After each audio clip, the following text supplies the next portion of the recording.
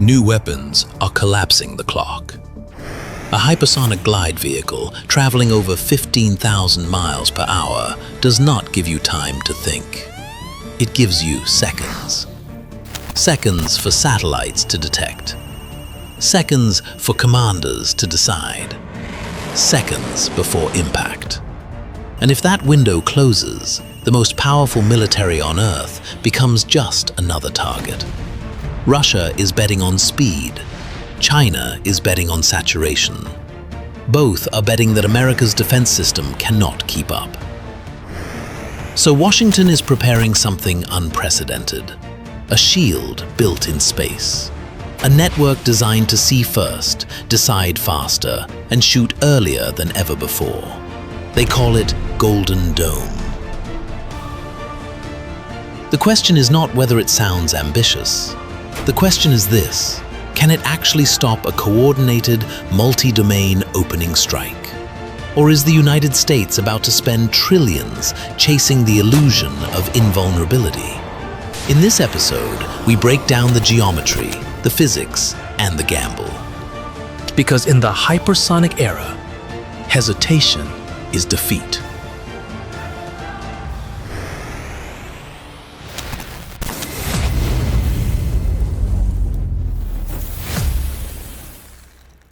Chapter 1. When the system starts to choke. War doesn't always begin with an explosion. It begins with delay.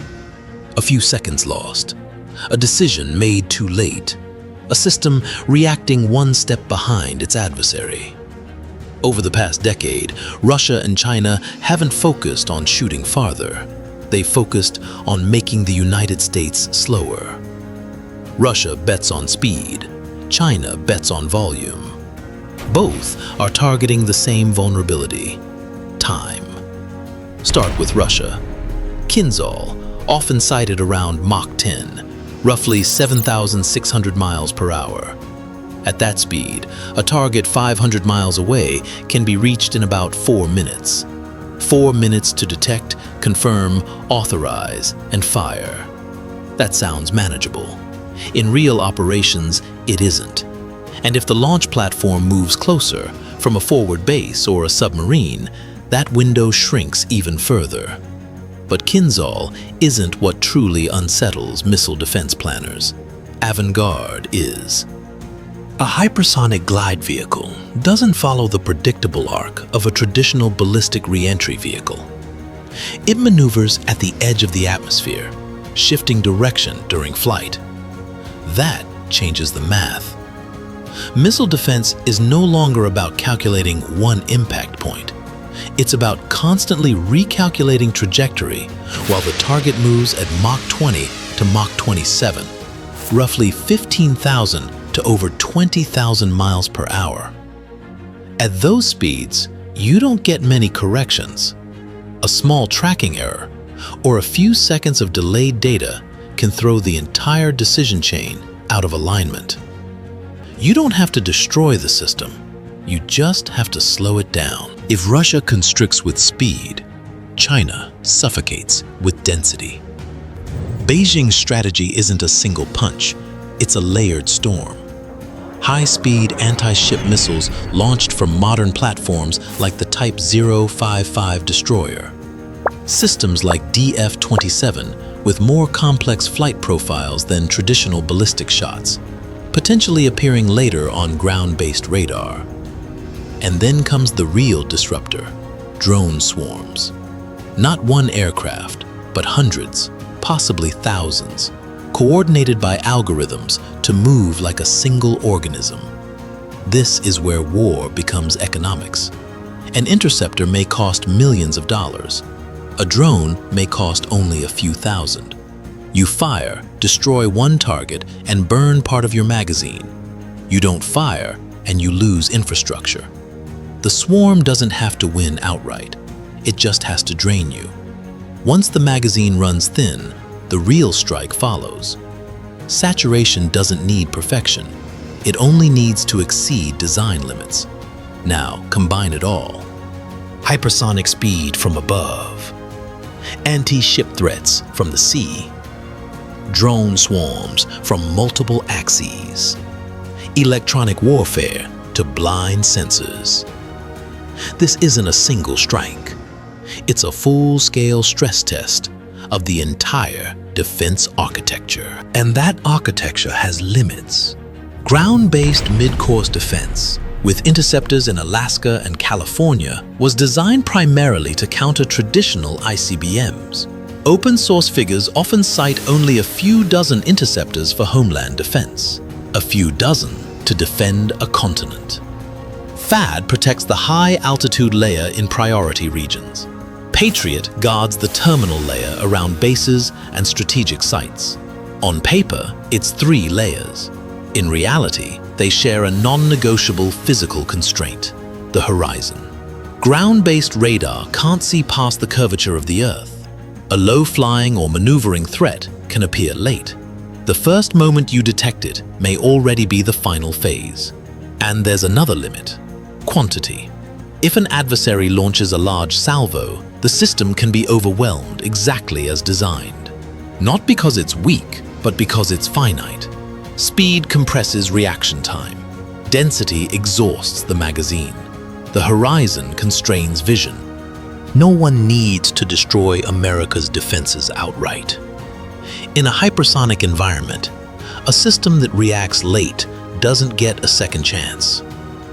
In the next chapter, we examine the proposed answer: Golden Dome, an attempt to transform a fragmented defense network into a seamless kill chain, where sensors, decisions, and firepower move as one before the storm reaches the ground.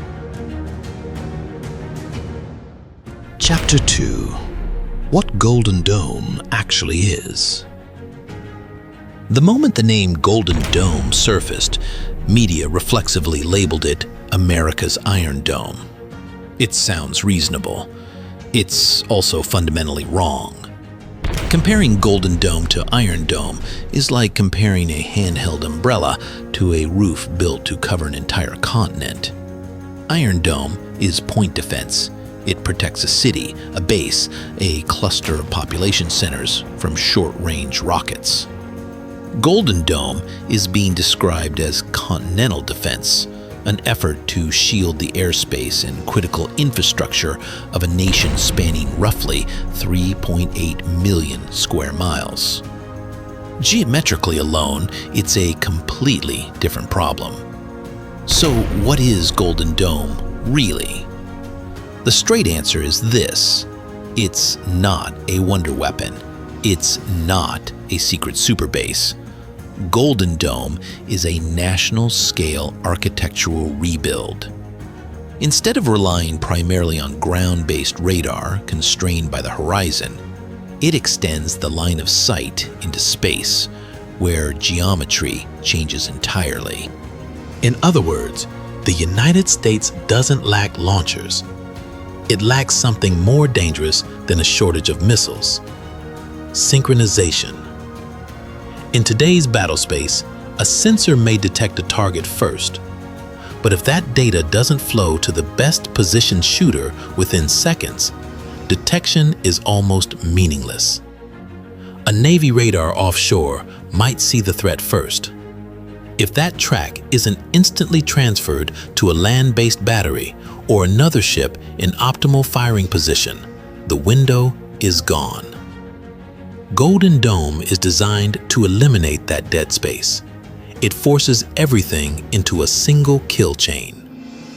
One shared battlespace picture, one real-time clock, and most critically, one logic for deciding who shoots first, based on geometry and probability of kill, not which service owns the sensor. The real shift is that Golden Dome isn't just networking existing hardware.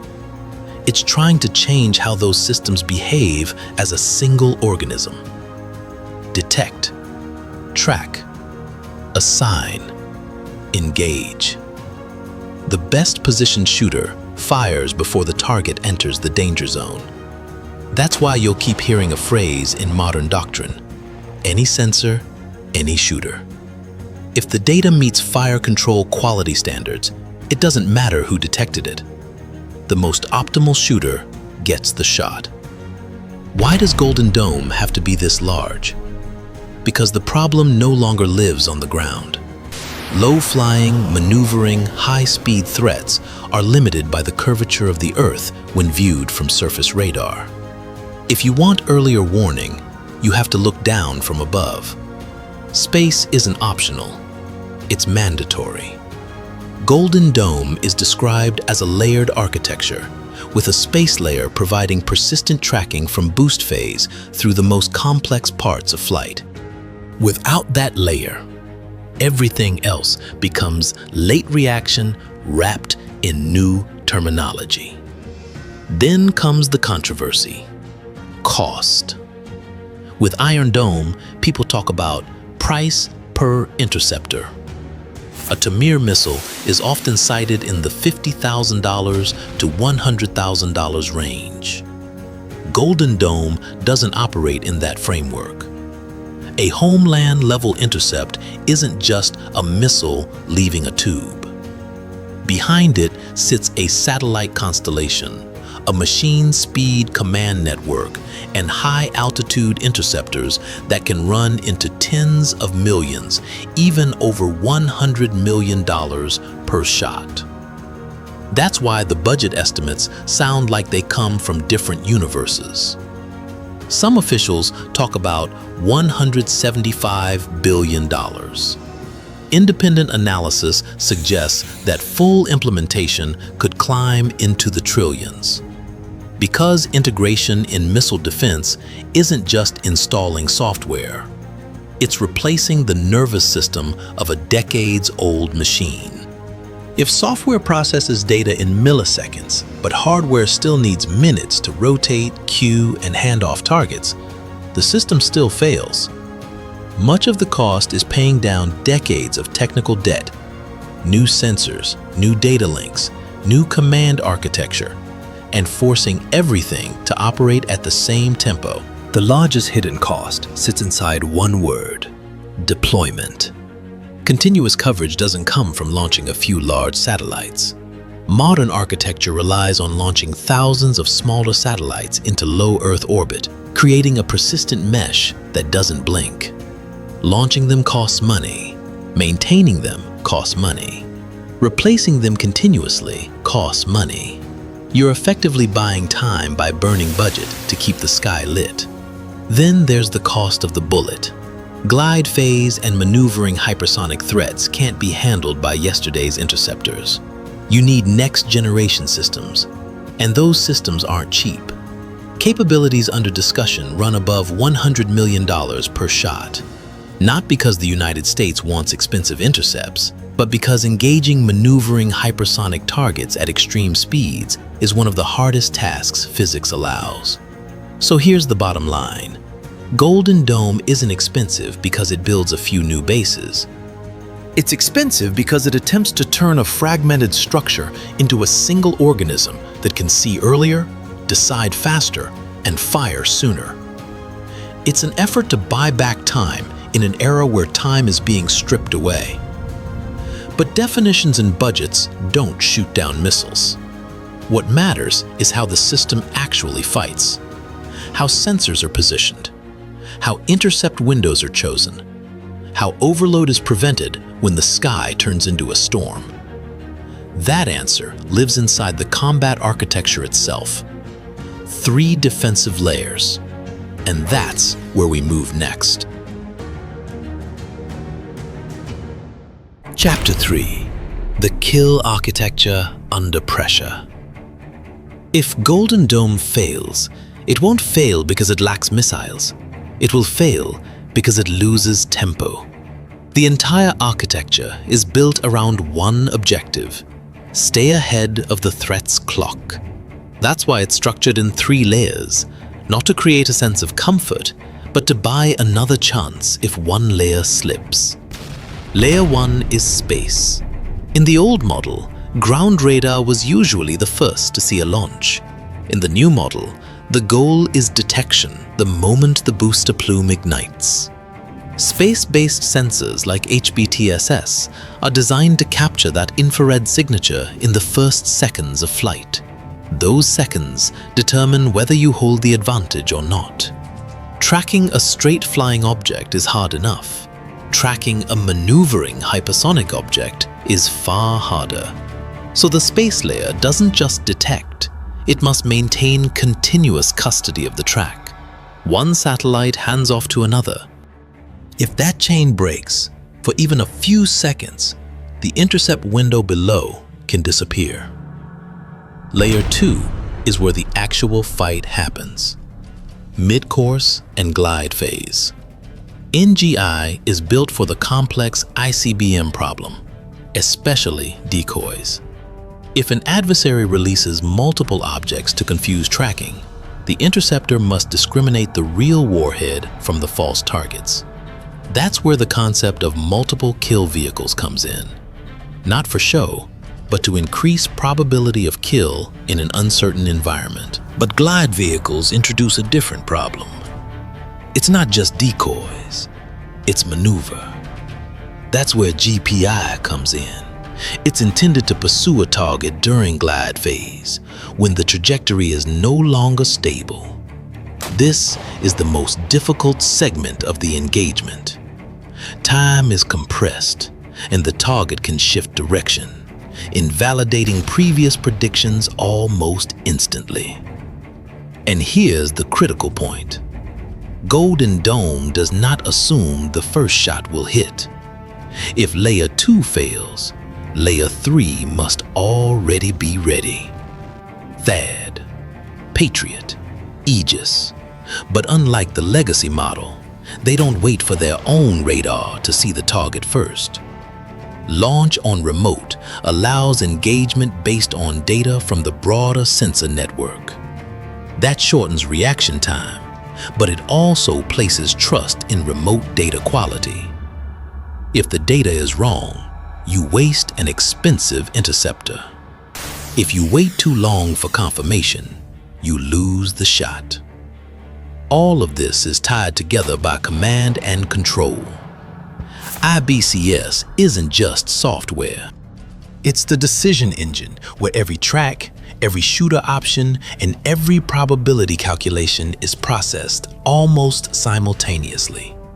Thousands of signals may arrive at once. Humans still make the final call, but the system must prepare solutions at a speed no human can manually compute. Now put it into a hypothetical scenario. A launch is detected.